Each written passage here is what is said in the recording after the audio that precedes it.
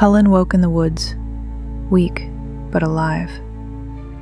His arm was bandaged from the werewolf bite, and the poultice DagGar and I made seemed to have worked.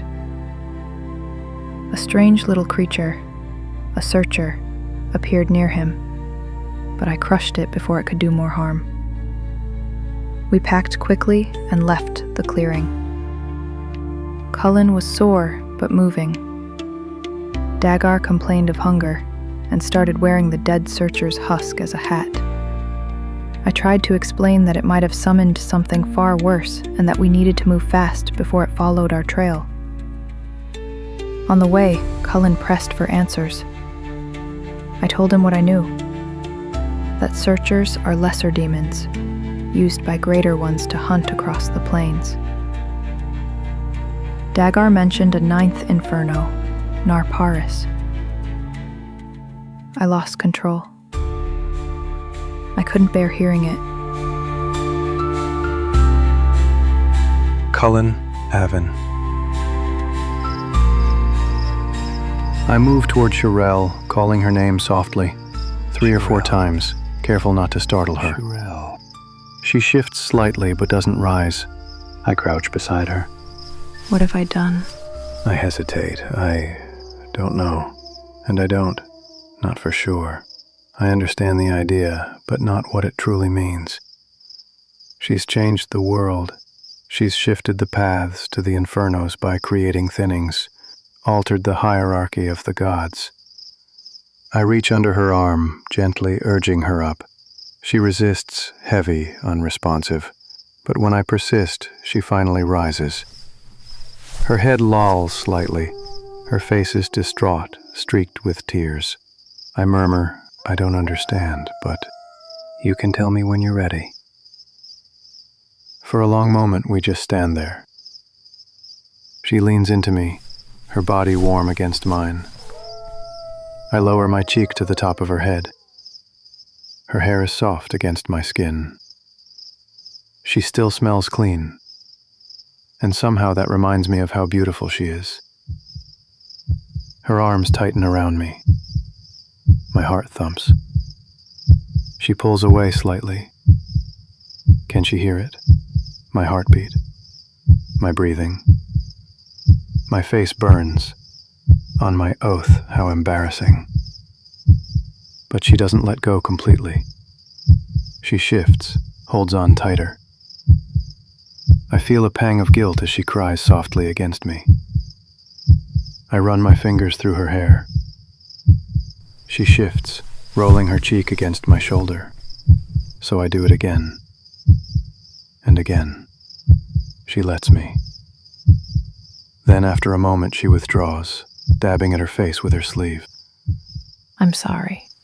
Don't be. She sniffs. I need to tell you some things. Whatever it is can wait. We need to get moving. She nods, and when she says nothing more, I take her hand, leading her back to the packs. Judging by her hand, I'd guess she has seen no labor in her life. It's as soft as a new leaf. What must she think of my calloused palm and fingers, strong from endless hours of swordplay? Her grip tightens, and I take it as a sign of comfort. Maybe something more. Perhaps she feels some of what I'm feeling. A mutual attraction. I hope so. Glancing at her, I think I'm right. Her eyes are trying to meet mine, a faint smile on her face. She squeezes my hand and I respond in kind. I can feel my smile forming, though this is not the time or place. I draw her the last few paces to where DagGar sits with our packs.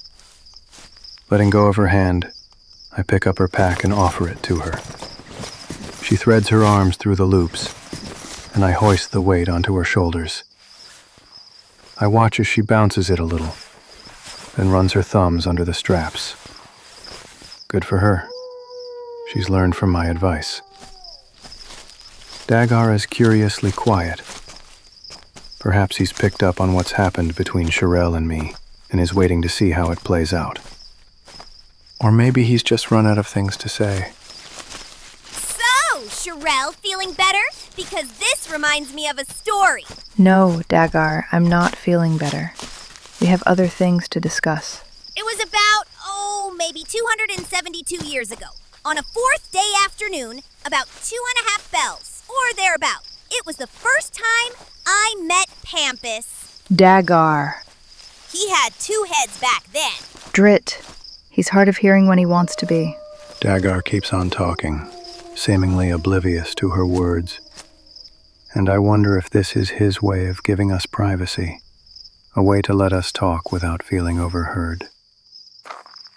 We are on a road now, wide enough for 3 to walk abreast, with DagGar 2 meters ahead, talking like he has an audience captivated by his words.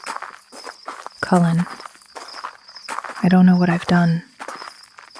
This world is so different. Even my God has been displaced from power. Displaced? Do you mean overthrown? Maybe he won't say. Pampus, watch out for the clothesline! You mean he talks with you? Your God? A real God? Yes. He talked with me all the time before this. Really? And you hear his voice, his words? Of course I hear him. It's not something I'm making up. No, I'm sorry. I didn't. Don't worry, Pampus. We can sew it back on. But now, he won't tell me anything. He has threatened me with, I don't know. I thought, death. Death? So I said, hold on, Pampus. Only 3 more stitches. But Pampus keeps swinging his club.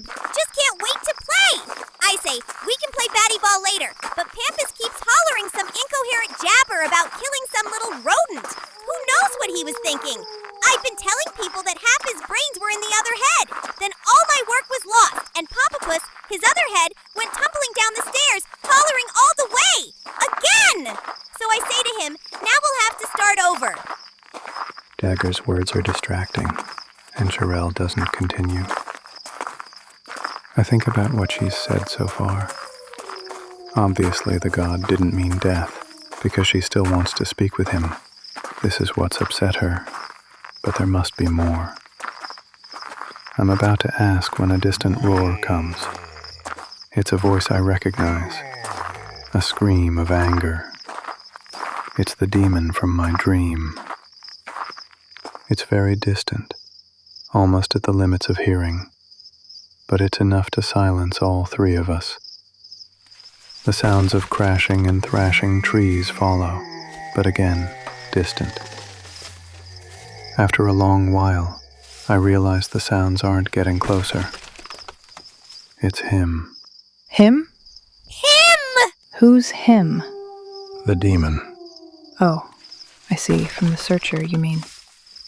No, more than that. And I recount my story in as loud a whisper as I dare.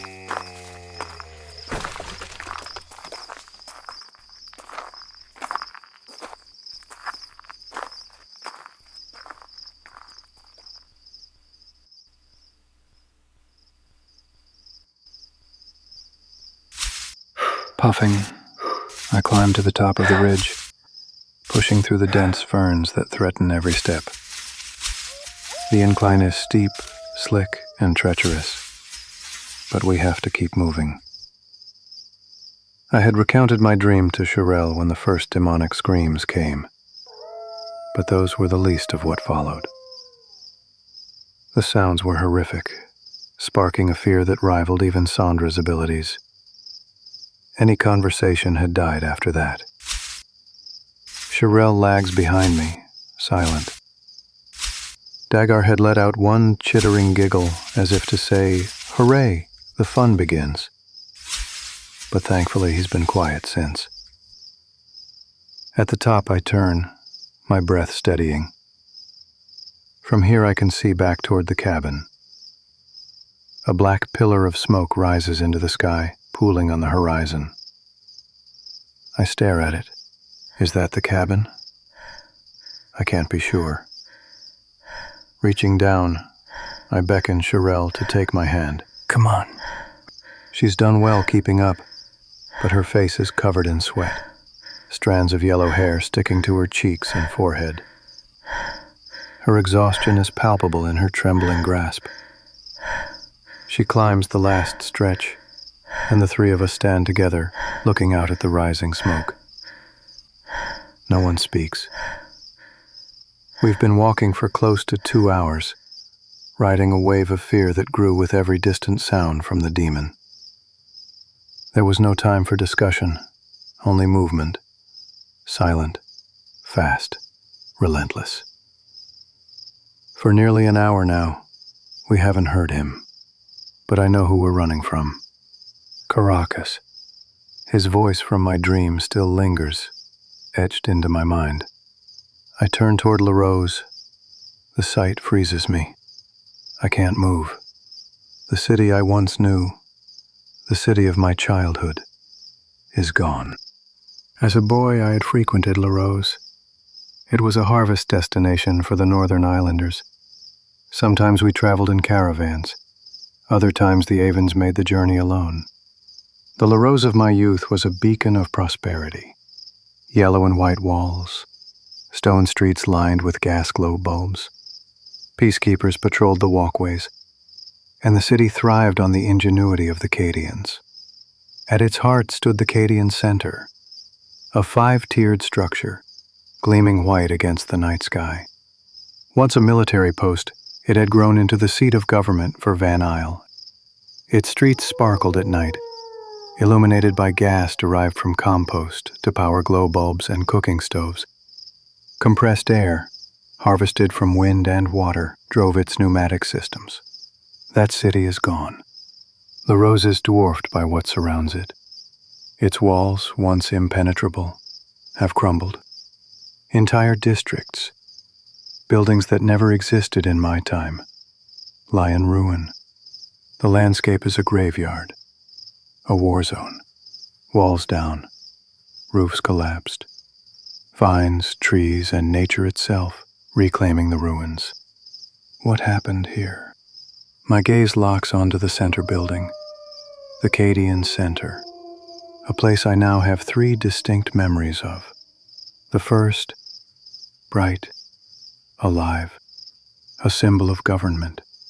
The second, dark, twisted, a temple of bones in the dream world of Somnia. And now, this, the most terrifying of all. Atop the once proud structure, something looms. A statue, its likeness unmistakable. Caracas. Corbin, help us. I glance at her, then back at the city.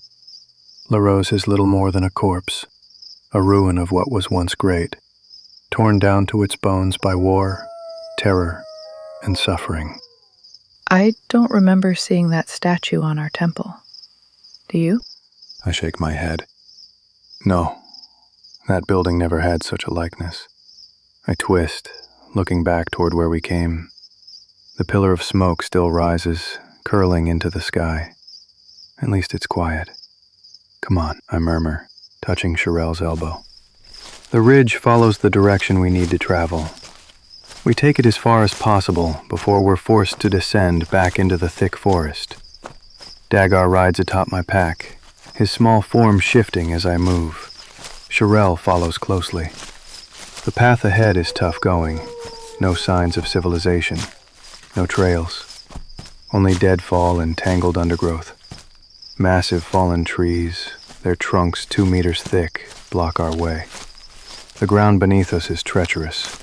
Holes waiting to swallow boots, break ankles, twist knees. And then there's the vines. Like parasites, they hang from the canopy like ropes, draping from trees with thorns like sewing needles protruding from their twisting limbs. Waiting. They don't just cling. They consume the healthy growth. Slowly. I navigate carefully. Step light. Use fallen trunks for balance. Find rock when possible. Every movement calculated. This is what I was trained for. Sharael is not. Her boot finds a hidden pit, sinking her to the hip. It takes us a full minute to pull her free, her boot miraculously still attached. Another step, another trap. This time she yelps as she sinks down to the forest floor, chest deep. I bite back a laugh. Under different circumstances, I'd be grinning. But not here. Not now. She learns quickly. Soon she mirrors me. Steps where I step, hands where I hold, eyes where I look. She's adapting, understanding the rhythm, the awareness. It's the same in combat, knowing where danger lies before it strikes. I hear her panting breaths and small grunts as she follows my example. Her clumsier attempts at the same maneuvers that come naturally to me in the wilderness highlight the difference between us. I feel DagGar's restless energy shifting on my back. The little creature moves constantly, pacing atop my pack, perching, clinging, balancing. Occasionally, he rests his front paws on my head, but when the terrain gets particularly rough, he tightens his hold, his small paws digging into my leather as he clings to me or my pack. I stop. We've reached a fallen cedar, a natural bridge. I climb onto its trunk. The surface is flattened, worn, used, likely by forest creatures. It stretches far, spanning a section of dense undergrowth.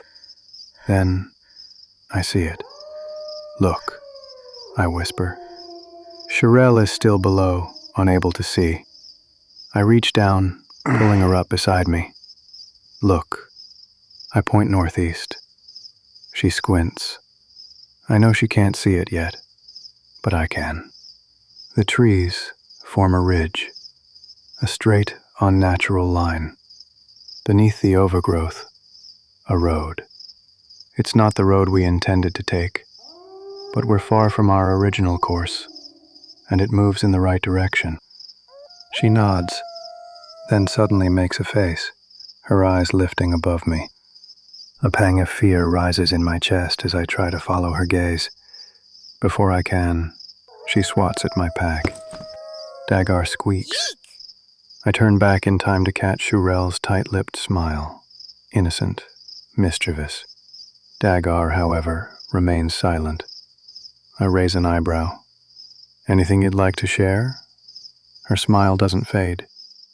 She shakes her head as if to say, "Whatever do you mean?" She leans in slightly. If you see any whittle leaves, let me know. I shake my head, smirking, and take the lead along the fallen cedar. The natural bridge saves us time. What would have been a half-hour struggle through underbrush is reduced to 20 meters of easy footing. At the end, the soft wood has been trampled, forming a makeshift ramp back to the forest floor. The wood is too soft, too fragile. Our weight could collapse it. I extend my hands to help Sharael down, and I lower her gently. With the discovery of the animal trail, travel becomes easier.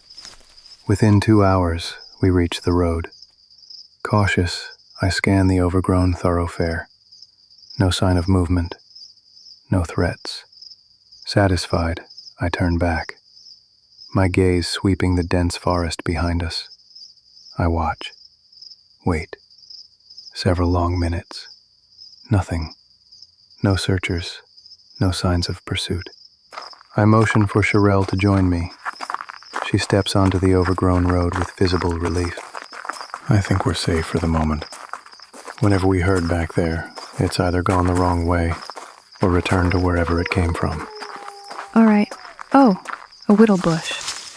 She eagerly plucks several leaves, offering them to me. I hesitate. They're good. I promise. Yeah, we promise. I finally take them, watching as she chews a few. I do the same. The leaves are stiff, dry as wafers, crunching loudly as I chew. The bitterness is immediate. I almost spit them out. Then the texture shifts. The crunch disappears, the leaves gumming together. The taste changes. Slowly, the bitterness fades. A sweet, minty aftertaste spreads across my tongue. I taught her that. Sharael looks up at him, her face shifting to surprise. I reach up and swat at DagGar lightly. My fingers brush against something bristly and wet. DagGar snickers. I wipe my hand on my pant leg. Play nice, I say, throwing his own words back at him. Sharael laughs. How did you know? What? That he was sticking his tongue out at you? I'm not blind. He's a prankster. Likes to stir the pot. DagGar remains silent, but his restless shifting on my pack tells me he's far from done. I take the opportunity to redirect him. DagGar, what happened here? The ruins before us loom, demanding an answer. Well, you know, the usual stuff. War, werewolves, centaurs, people. I arch a brow. Yes, but Larose looks 10 times the city I knew. Oh, you mean the refugee city? Well, during the Centaur Wars, people started moving to the safety of the walls. Then, during the Orc Wars, the city got overcrowded. People built outside the walls. Being close to the city's protection was better than nothing, or so they thought. When the werewolves came, it became a convenient feeding ground, and the rest, history. I swallow hard. So, none of the prime races still live in Sansa? Oh, I don't know. I'm sure there are people somewhere. We're on an island after all. Maybe on the mainland, or across the ocean. But I can't say for sure. I frown. Are the landmasses the same here as in the garden or Saddam? Yes. The land masses are the same in most of the infernos. But you can't say for Narparis, right? No, DagGar. I can't say for Narparis, because I only learned about it today. I interject before the tension rises. Ignore him, Sharael. She glances at DagGar, then back to the ruins of Larose. Of all the infernos I know of, Sansa, Saddam, Tosha, Mechnova, Domach, Erebus, Bavaya, and Gensha. Only Gensha's landmass, and possibly Narparis, is mostly molten rock with rivers of acid and fire. I blink. Acid and fire? She nods. So, the spell, the contingency, is it responsible for creating each inferno? She averts her gaze. That confirms it, but I need her to say it. I wait. Sharael finally looks at me. Yes, but I'm responsible for only one. I tense. You mean you've only cast the spell once? And it created Narparis? And somehow damaged our world? She hesitates, looks left, right, then finally... Yes, I think so. The words hit hard. What?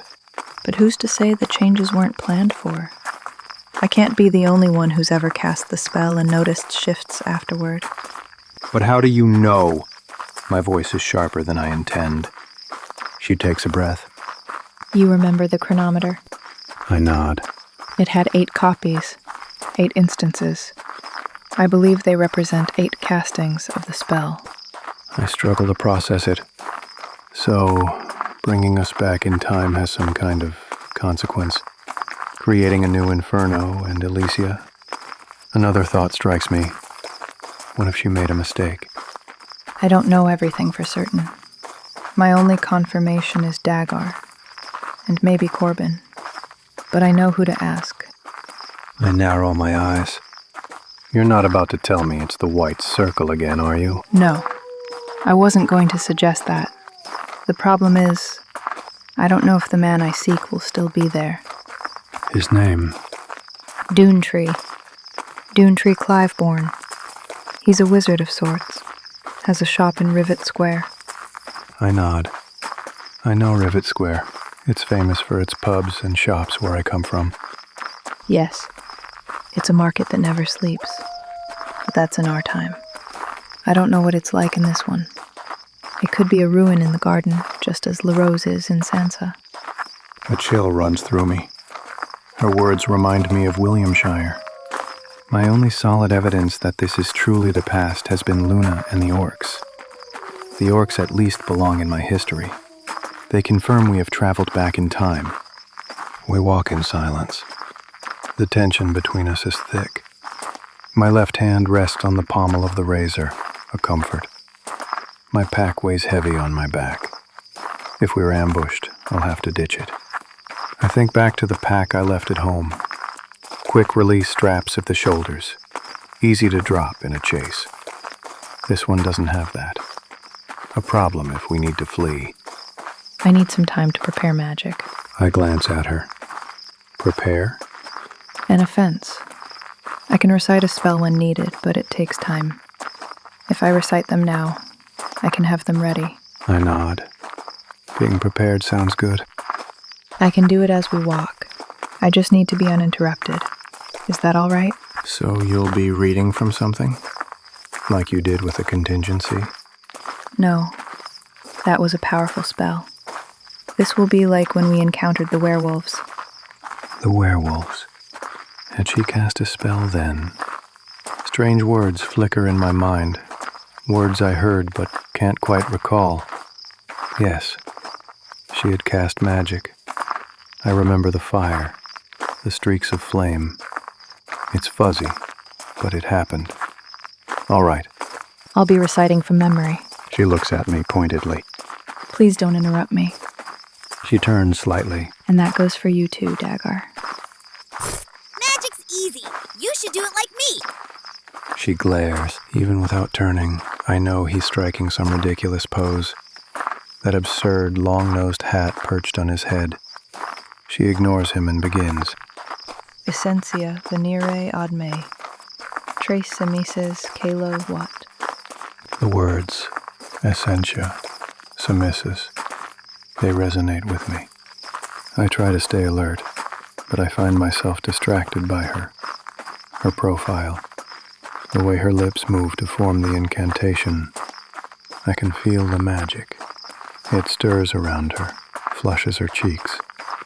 I long to understand it, long for more than that. A sharp prick stings the back of my head. I slap at it instinctively. My fingers brush soft fur. DagGar. You'd be better served keeping watch. I sigh. Not a bug bite, just as irritating. I can see how she might distract you, but this is werewolf country. And your inane stories aren't distracting. I whisper it, harsher than I mean to. DagGar's stories are comical, crude. They're also hair-raising. Don't you worry about me. I've got 1,000 stories. That's not what I meant. But that doesn't mean I'm not on guard. His voice is still cheerful, but something in it carries weight. I understand. It's a rebuke, a deserved one. I can't help being distracted by her. Who wouldn't be? She's intelligent, powerful, and more than just interesting. Compilare formula ad supplicium. Lima pro retrieval. Run imperio costuus manu ignis. Sharael's voice is soft but steady. Her cheeks redden slightly. She draws a shaky breath before continuing. A faint chime, like a bird call, or an insect hum. It reminds me of the sounds during the contingency, the sounds that signified success. I can see the toll it's taking on her, but she continues. We move west as the sun dips, its veiled violet glow darkening as it sinks toward the city. The air ripples with heat distortion, bending light in unnatural ways. It drops lower, past the ruined skyline, before settling behind the temple, its jagged silhouette crowned by a ghastly figure, a monument to Caracas. Sharael falters mid-spell, swears under her breath. Third time's the charm, or so she hopes. She starts again. The sunset lingers, stretching time, and the itch beneath my skin deepens. I stay sharp, eyes sweeping the ruins thickening around us. Once, this was a bustling street. Now it's a graveyard of rubble, broken pillars, rotting wood, skeletal remnants of buildings long abandoned. Every few paces we step over debris, winding through the shattered remains of a forgotten city.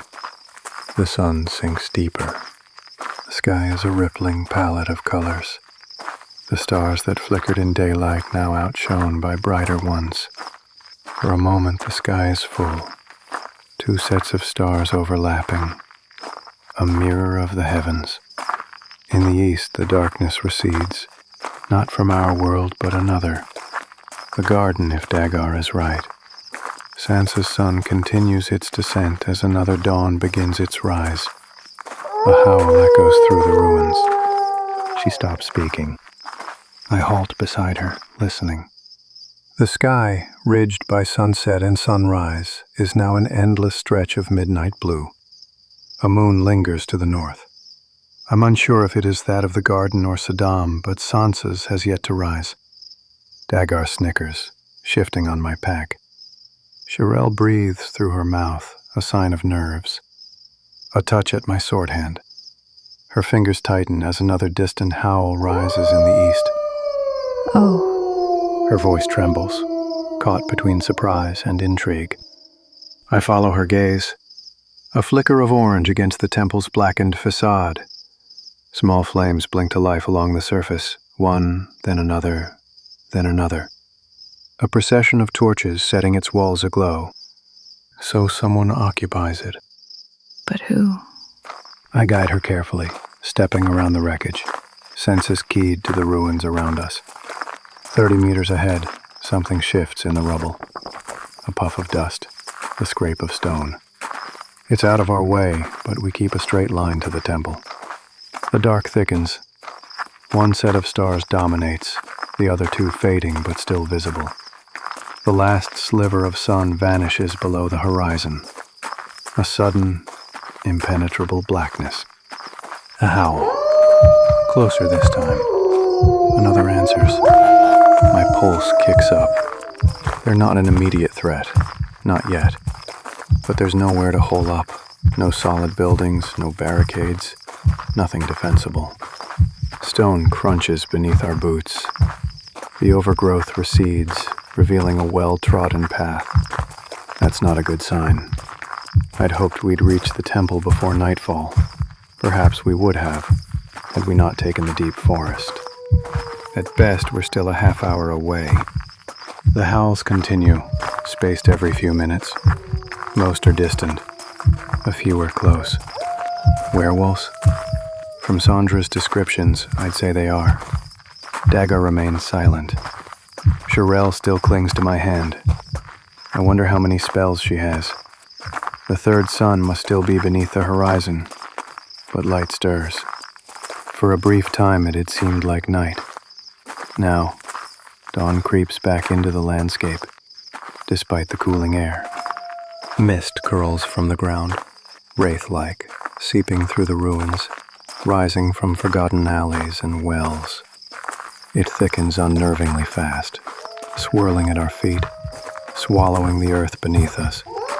A howl. Too close. DagGar launches from my pack. His knife, Kyrus, glints, gripped tight in his tail. He lands lightly, immediately swallowed by the fog. Don't get too far ahead, I hiss. But even that feels too loud. Another howl answers, nearer. The mist roils, disturbed by movement. A shape flickers ahead, larger than a Rakahan, smaller than a werewolf. It vanishes into the gloom. I can't see the ground anymore. My boot snags something. I stumble, catch myself, adjust to a cautious shuffle. I let go of Sharael's hand. She gasps at the loss of contact. I slide open my belt buckle. The light spills out. Thick, it spreads, expanding in a syrupy glow. Mist reflects it back, blinding us. I swear and snap it shut. Sharael glares. Blinded by the light or just furious that I should have known better? Both, probably. I shrug, but she's unimpressed. A howl, mere meters away. I spin, drawing the razor. The thrum muted by 2 fingers as the blade slides between them. Keep going, I say. All right. She fades into the mist, drawing her own sword. I lurch forward to keep her in sight. Slower. We need to stay together.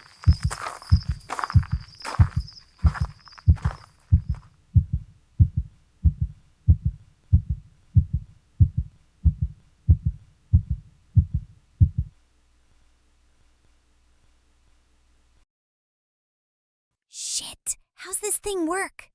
Push button? Pull button? Slide this thing? I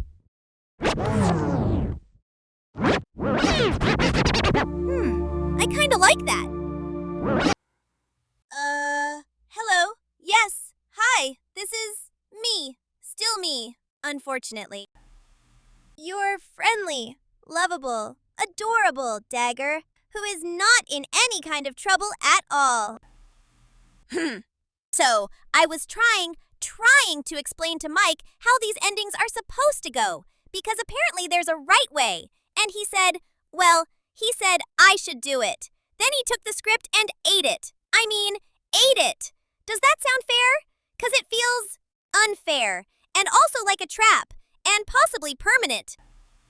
Anyway, I don't have a script, so here I go, winging it. Which, just to be clear, last time I winged something, it went straight through Tarfin the wolf hunter's window. So maybe that's a story for later. Or never. Probably never. So, if you like this, not me, the episode, obviously, apparently there are supposed to be 5 stars involved. I don't know where they are, or where you stick them. On something, in something, near something.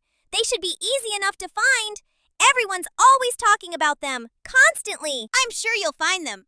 Humans always do. And this part feels optional, but Mike said it wasn't. You could tell a friend about the show. Or someone you don't like very much. An enemy is fine. A rival. Someone who owes you money. Apparently that still counts. Oh, and Mike was talking about something else has already started. Somewhere else. I'm not explaining that. I cannot explain that. I was told very clearly not to say Patreon. Right, that's all. There. I've done it now. Please don't make me do this again.